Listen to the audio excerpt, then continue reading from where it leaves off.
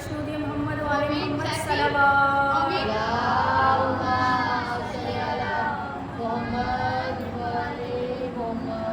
औज़ु बिल्लाहि समीउल अलीम मिनश शैतानिर रजीम बिस्मिल्लाहिर रहमानिर रहीम अल्हम्दुलिल्लाहि रब्बिल आलमीन अस्सलातु वस्सलामु अला रसूलिहिल करीम व अहले बैतिहि तय्यबीन अत्ताहिरीन मासूमिल मज़लूमीन व लानतुल्लाहि अला मुनकिरि फ़ज़ाइलिहिम व गासिबि हक़ूक़िहिम अजमईन सलवात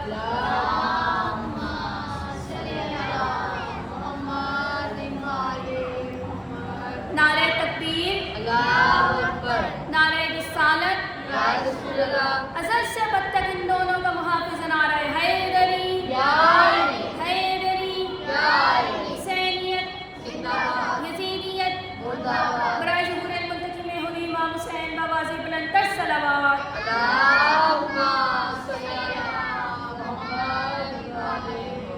कुल्ला असलकुम अलैहा अजरल्लाहु तआला मुवद्दतन फिल कुर्बा। रसूल खुदा इरशाद फरमा रहे हैं, ज़रा तवज्जो रखिएगा। क्या इरशाद फरमा रहे हैं कि नहीं मांगता मैं कुछ अजर रिसालत सिवाय इसके कि मेरे अक़रबा से मवद्दत करे।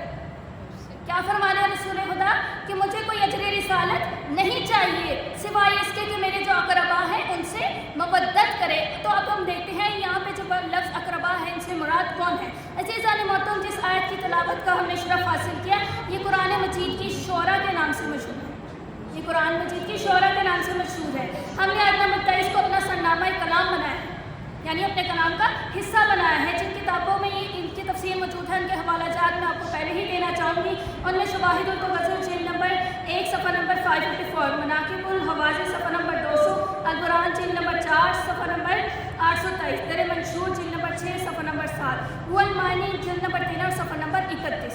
ये सारे हवाला जात हैं जिनसे ये जो है मटीरियल सारा अख़ज़ किया गया है, ये सारी मालूमात अख़ज़ की गई है। ऐसे जाने ग्रामी आयत करीमा को तिलावत करने और सरनामा कलाम बनाने का मेरा एक ख़ास मकसद है। अल्लाह ताला ने सारी कायनात मेरे प्यारे नबी करीम हज़रत मोहम्मद मुस्तफ़ा सल्लल्लाहु अलैहि वसल्लम के लिए हल। तो फिर हमारे लिए बादस खुदा सबसे अहम तरीन ज़ात किनकी है? नबी करीम सल्लल्लाहु अलैहि वसल्लम की ही ज़ात सबसे अहम तरीन ज़ात है। हमारा दीन आपसे वाबस्ता है, हमारा ईमान आपसे वाबस्ता है, हमारी निजात, हमारी दुनियावी ज़िंदगी हो आखिरत की ज़िंदगी सब के सब किससे वाबस्ता है? रिसालत इमाम सल्लल्लाहु अलैहि वसल्लम से ही वाबस्ता है।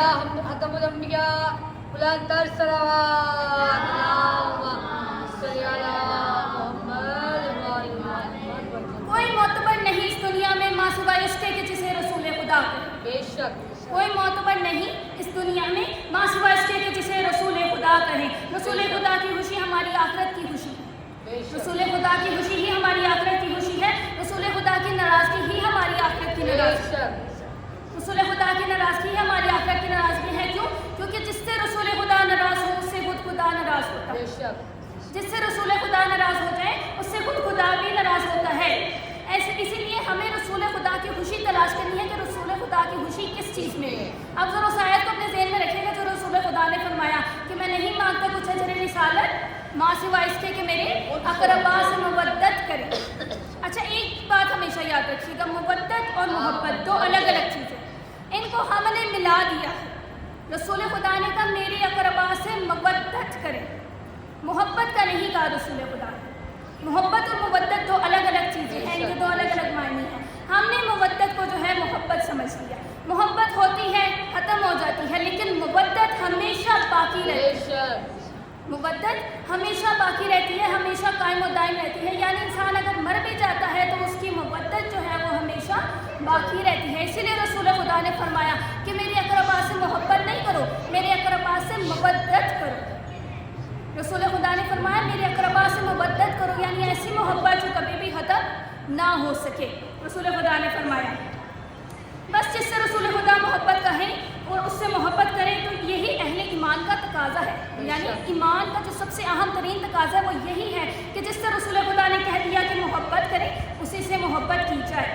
ابھی میں نے جن کتابوں کا ذکر کیا ان میں اس آیت کریمہ کی تفسیر موجود ہے کہ جب رسول خدا سے پوچھا گیا کہ یا رسول اللہ یہ جو آپ نے ارشاد فرمایا ہے کہ میرے اقربا سے محبت کریں تو یہ اقربا سے مراد کون لوگ ہیں؟ رسول خدا سے سوال کیا گیا کہ یا رسول اللہ آپ نے فرمایا کہ میں نہیں مانگتا کچھ اجر رسالت سوائے اس کے کہ میرے اقربا سے محبت کریں، تو یہ جو محبت کا یہاں پہ مراد ہے یہ محبت کن سے کرنے کا حکم دیا آپ نے؟ تو رسول خدا نے فرمایا مولا علی، پاک سیدہ فاطمہ، مولا امام حسن و حسین۔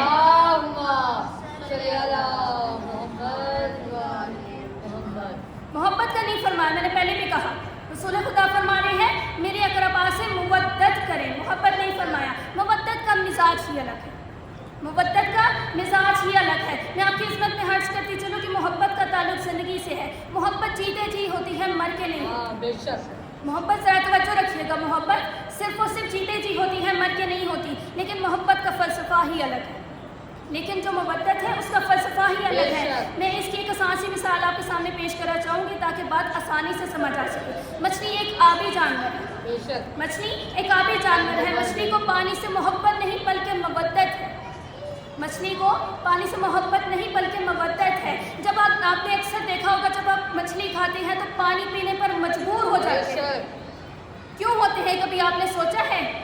مچھلی کو جب ہم کھا لیتے ہیں تو چاہتے نہ چاہتے ہوئے بھی پانی پینے پر مجبور ہوتے ہیں۔ یہ ہے مچھلی کی پانی سے محبت کہ وہ مر کر بھی پانی کی ہی طلبگار ہے، کہ وہ مر کر بھی پانی کی ہی طلبگار رہتی ہے۔ اسی لیے رسول خدا نے فرمایا کہ میرے اقربا سے مودت کریں، یعنی ایسی محبت کہ جو آپ کے مرنے کے بعد بھی جاری و ساری رہے، قائم رہے۔ اسی لیے اور رسول خدا نے فرمایا کہ میرے اقربا سے مودت کریں، اور یقین کریں میرے عزاداروں یہ ایسا کریم گھرانہ ہے جو اپنے چاہنے والوں کو کبھی بھی محروم نہیں کرتا، جو اپنے چاہنے والوں کو اپنی زیارت سے کبھی بھی محروم نہیں کرتا۔ اسی لیے تو مولا امیر المومنین مولا کائنات نے فرمایا ہے کہ میں ہر ایک کی قبر میں آتا ہوں، مولا کائنات نے فرمایا میں ہر ایک کی قبر میں آتا ہوں، ہر ایک کے پاس آتا ہوں، یعنی وہ کسی کو بھی اپنی زیارت سے محروم نہیں کرتے۔ یہ ہے مچھلی کی پانی سے مودت کہ وہ فنا ہو کر بھی پانی کی طلبگار رہی، اسی لیے آپ نے مودت کا کہا، محبت کا نہیں کہا۔ تو جو لوگ اہل بیت سے مودت رکھتے ہیں وہ مر کر بھی اہل بیت کی طلبگار ہوں گے اور ہر لمحہ بلند سے بلند ترین ہوتے رہیں گے۔ تو عزیزان محترم آج ایک ایسی شخصیت کی ولادت ہے کہ جس نے اہل ایمان سے مودت کرنے کا حق ادا کیا، جس نے اہل بیت سے مودت کرنے کا حق ادا کیا۔ تاریخ صداقت آج بھی اس کے احترام میں سر جھکائے کھڑی ہے، تاریخ صداقت آج بھی اس کے احترام میں سر جھکائے کھڑی ہے۔ عزیزان محترم ہمارا تو ایمان ہے کہ جو اہل بیت سے مودت رکھتا ہے ہم ان کے بھی نوکر ہیں، یعنی ہم اہل بیت کے تو نوکر ہیں لیکن جو اہل بیت سے مودت کرتے ہیں ہم ان کے بھی نوکر ہیں۔ ہمارا یہی عقیدہ اور یہی ایمان ہے، ہم اسے بھی کبھی نہیں بلا سکتے، ہم اس کا تذکرہ ہمیشہ کرتے ہیں اور ہمیشہ کرتے رہیں گے۔ ہم ہی تو ہیں جو میثم تمار کا ذکر کرتے ہیں، ہم ہی تو ہیں جو میثم تمار کا ذکر کرتے ہیں، حضرت سلمان کا ذکر کرتے ہیں، ابو ذر غفاری کا ذکر کرتے ہیں، خود کا ذکر کرتے ہیں، مقداد کا ذکر کرتے ہیں۔ عزیزان محترم یہ رسول خدا کے کلمہ گو تھے۔ اگر کوئی غیر مسلم بھی اہل بیت سے مودت رکھے اور اہل بیت پر اپنی جان قربان کرتے تو چاہے وہ جون حبشی ہی کیوں نہ ہو ہم اس سے بھی محبت کرتے ہیں، ہم ان سے بھی محبت کرتے ہیں، ان کا بھی ویسے ہی ادب و احترام کرتے ہیں جیسے سلمان و میثم کا کرتے ہیں، جیسے سلمان و میثم کا کرتے ہیں۔ کیوں کرتے ہیں؟ کیونکہ وہ اہل بیت سے مودت کرتے ہیں، محبت رکھتے ہیں، ان کی ولادت بھی مناتے ہیں، ان کی شہادت بھی مناتے ہیں۔ تاریخ میں ہمیشہ انہیں یاد رکھا گیا جنہوں نے اہل بیت کا ذکر کیا، جنہوں نے اہل بیت سے محبت کرنے کا حق ادا کر کے دکھایا، چاہے وہ حر ہے چاہے وہ جون ہے۔ تاریخ نے ہمیشہ انہیں یاد رکھا، تاریخ نے ہمیشہ انہیں یاد رکھا۔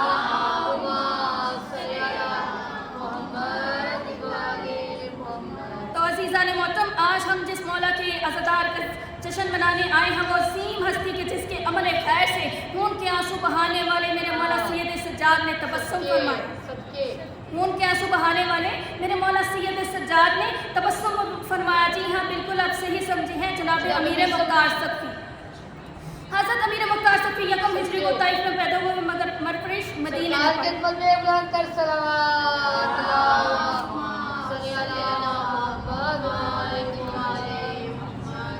امیر مختار کا نام مختار اور کنیت ابو اسحاق تھی، نام مختار تھا لیکن ان کی جو کنیت تھی وہ ابو اسحاق تھی، اور آپ کا خاندانی تعلق بنو حزان کے قبیلہ بنی ثقیف سے تھا۔ جس کی وجہ سے آپ کو مختار صفی کہا جاتا ہے. اسی وجہ سے آپ کو مختار صفی کہا جاتا ہے. آپ کے والد کا نام عبیدہ تھا. آپ 67 تابعین میں سے تھے جنہوں نے امام حسین کے انتقام کے لیے قیام کیا, جنہوں نے امام حسین کے انتقام کے لیے قیام کیا. مختار کوفہ میں مولا حسین کے سفیر مسلم بن عقیل کے میزبان رہے, یعنی یہ جناب مسلم بن عقیل کے بھی میزبان رہے اور شہادت تک ان کا ساتھ دیا. اور اسی میزبانی کی وجہ سے عبید اللہ بن زیاد نے انہیں قتل کرنے کا ارادہ کیا, جس وجہ سے آپ کربلا میں مولا کے جانثاروں میں شامل نہ ہو سکے. اسی وجہ سے جو ہے جناب امیر مختار صفی جو ہے کربلا میں مولا امام حسین کے اوپر اپنی جان قربان نہیں کر سکے تھے, کیونکہ جناب امیر مختار صفی اس وقت قید تھے.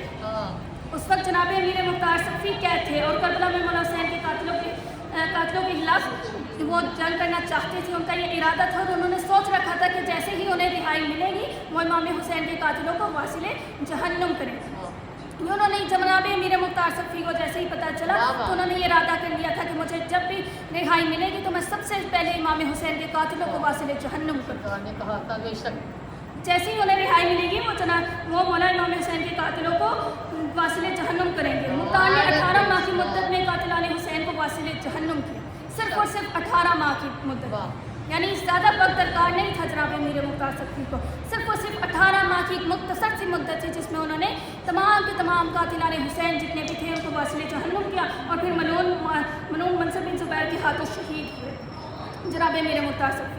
عزیزان محترم, میں آپ کی توجہ ایک اہم نقطے کی طرف جو ہے دلوانا چاہوں گی, اور وہ یہ کہ آپ کی حکومت صرف آخرکار 18 ماہ ہی کیوں رہی. جناب امیر مختار صفی کی جو ظاہری حکومت ہے وہ صرف 18 ماہ ہی کیوں رہی, یہ ایک سوال ہے. بعض برادران اسلام کہتے ہیں کہ مختار نے یہ سب کچھ اقتدار حاصل کرنے کے لیے کیا.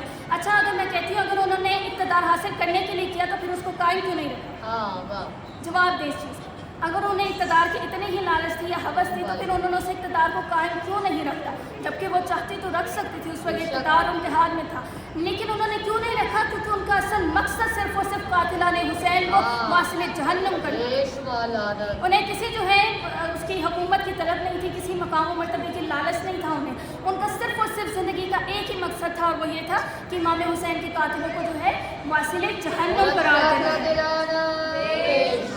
عظمت کریم کربلا بلند تر صلوات, اللہم صلی علی محمد وآل محمد.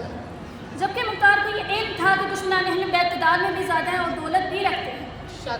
انہیں پتہ تھا کہ اقتدار میں بہت زیادہ اور دولت بھی رکھتے ہیں اور یہ جو قتل عام میں کرم یہ ایک نہ ایک دن میری موت کا سبب بنے گا. وہ یہ بات جانتے تھے لیکن پھر بھی وہ اپنے مشن سے پیچھے نہیں ہٹے. پھر بھی جناب امیر مختار صفی اہل بیت کے قاتلوں کو جو ہے جہاں بھی انہیں ملتا وہ قتل کرتے رہتے. یہ سب کچھ جاننے کے باوجود بھی دشمنان اہل بیت کو قتل کرتے رہتے. اس سے یہ بات واضح ہو جاتی ہے کہ جناب مختار نے اقتدار صرف اور صرف مولا حسین کے قاتلوں کو واصل جہنم کرنے کے لیے. جناب مختار صفی نے یہ اقتدار جو ہے مولا امام حسین کے قاتلوں کو واصل جہنم کرنے کے لیے حاصل کیا. پھر چاہے جو بھی کیا, جس بھی طرح سے کیا, ہمیں اس سے کوئی غرض نہیں, ہمیں اس چیز سے کوئی غرض نہیں. ہمیں اس چیز سے غرض ہے کہ ان کے ہاتھوں سے جو ہے اہل بیت کے قاتل قتل کیا. انہوں نے امام حسین کے تبسم کو وجہ بنا. ہمیں صرف اس چیز سے غرض ہے, کب کہاں کیسے کس طرح سے کس کو کیا, ہمیں اس چیز سے کوئی بھی غرض نہیں ہے. ہمیں صرف اس چیز سے غرض ہے کہ انہوں نے امام حسین کے قاتلوں کو واصل جہنم. جناب مختار کی زندگی کا صرف ایک ہی مقصد تھا, وہ یہ کہ قاتلان حسین کو ان کے انجام تک پہنچانا. اس مقصد کے حصول کے لیے کچھ عرصہ آل زبیر کے ساتھ چلنا پڑا, مگر بہت ہی جلد آپ اپنے مقصد میں کامیاب ہو گئے. بہت ہی جلد وہ اپنے مقصد میں کامیاب ہو گئے. اقتدار سنبھالتے ہی آپ نے قاتلان حسین کی تلاش شروع کر دی. یوں ہی کسی جگہ پہ کسی قاتل کے ملنے کی خبر ملتی تو جناب امیر مختار صفی وہاں پہنچتے اور اس سے پوچھتے کہ بتا تو نے میرے مولا کو کیسے قتل کیا, اور اس سے پوچھتے اور کہتے کہ بتا تو نے میرے مولا کو کیسے قتل کیا. پھر اس کو جو ہے واصل جہنم کرتے اور اس کو اتنا ناک سدائے دیتے اور واصل جہنم کر دیتے جناب امیر مختار صفی. جناب امیر مختار صفی نے قاتلان حسین کو ڈھونڈ ڈھونڈ کر قتل کیا. جناب امیر مختار صفی نے امام حسین کے اہل بیت کے قاتلوں کو ڈھونڈ ڈھونڈ کے قتل کیا. انہیں جہاں بھی ملتے وہ انہیں ڈھونڈ کر قتل کیا کرتے تھے. اب ذرا میں اپنے سننے والوں کو جناب مختار صفی کا مزید تعارف کروانا چاہوں گی کہ جب حب اہل بیت جن دلوں کو پروردگار عطا کرتا ہے وہ شروع ہی سے پاک ہوتے ہیں. حب اہل بیت اللہ جن دلوں کو عطا کرتا ہے وہ شروع ہی سے پاک ہوتے ہیں. جناب امیر مختار کے والد کا نام عبیدہ صفی تھا. آپ کے دادا کا نام مقصود صفی جن کا شمار عرب کے معزز بزرگوں میں ہوتا تھا. آپ کے دادا کا لقب عظیم القرطنین تھا. अजीमुल कुतरैन था, आपके दादा का लक़ब अमीर मुख्तार के वालिद रसूल खुदा के असहाब बावफ़ा में से थे, यानी जो रसूल खुदा के असहाब बावफ़ा थे उनमें से जनाब अमीर मुख्तार सफ़ी के वालिद मोहतरम थे, जनाब अमीर मुख्तार सफ़ी के वालिद मोहतरम। और आपकी वालदा दमा बिनते अमर वहब हैं, जिनका तस्करा इब्ने तैफूर में बलागातुन्निसा में किया है। जनाब अमीर मुख्तार आपकी कुनियत अबू इसहाक़ लक़ब किसान है, यानी ज़ेरे के मशहूर सना से मनकूल है, ये किताब का नाम है ज़रा, जिससे मनकूल है कि जब अमीर मुख्तार अभी बच्चा था तो मौला अली ने अपने ज़ानों पर बिठाया और इनको कैस के नाम से जनाब अमीर मुख्तार सफ़ी जब ज़ाहिरी सिन छोटा सा था तो जनाब अमीर मोमिनीन ने उन्हें अपने आगोश मुबारक में बिठाया और उन्हें किस नाम से पुकारा? कैस के नाम से पुकारा। एक रिवायत के मुताबिक आपने 13 साल की उम्र में जंग हफ्सर में शिरकत की, जिस जंग में अमीर मुख्तार के वालिद और भाई शहीद हो गए, जिस जंग में जनाब अमीर मुख्तार सफ़ी के वालिद और भाई जो थे शहीद हो गए। जनाब मुख्तार के चचा साहब बिन मसूद मौला अली की जानिब से मुतय्यन के गवर्नर मुंतखब हुए शमसुद्दीन ज़हीबी के मुताबिक माविया के दौर में अमीर मुख्तार बसरा गए और लोगों को इमाम हुसैन की तरफ आने की दावत दी। उस दौर में भी उन्होंने जो है लोगों को इमाम हुसैन की तरफ आने की दावत दी। उस वक्त उबैदुल्लाह इब्न ज़ियाद की जानिब से कूफा का गवर्नर था, उसने मुख्तार को गिरफ्तार करके ताइफ में जिला वतन कर दिया। उसने जनाब अमीर मुख्तार सफ़ी को कैद करवाया और उसके बाद जो है वहाँ से जिला वतन कर दिया। जनाब मुख्तार ने कूफा में जनाब अमीर मुस्लिम बिन अकील के साथ तावन किया। जब उबैदुल्लाह इब्न ज़ियाद को खबर मिली तो जनाब मुस्लिम खाने बिन उमरा के यहाँ मुंतकिल हो गए। तारीख़ी गुज़ारिशात के मुताबिक मुख्तार ने हज़रत मुस्लिम बिन अकील के हाथ पर बैठ की। जनाब मुस्लिम की शहादत के दिन मुख्तार कूफा से बाहर थे, यानी जिस दिन जनाब मुस्लिम बिन अकील की शहादत हुई उस दिन जो है जनाब अमीर मुख्तार सफ़ी जो है कूफा से बाहर थे। जनाब मुस्लिम के हानि के यहाँ क़याम की खबर मिली, लेकिन जब आप कूफा पहुँचे तो उस वक्त हानि और जनाब मुस्लिम दोनों ही शहीद हो चुके। जब तक जनाब मुख्तार सफ़ी जो है कूफा पहुँचे तब हानि और मुस्लिम जनाब मुस्लिम बिन अकील दोनों ही शहीद हो चुके।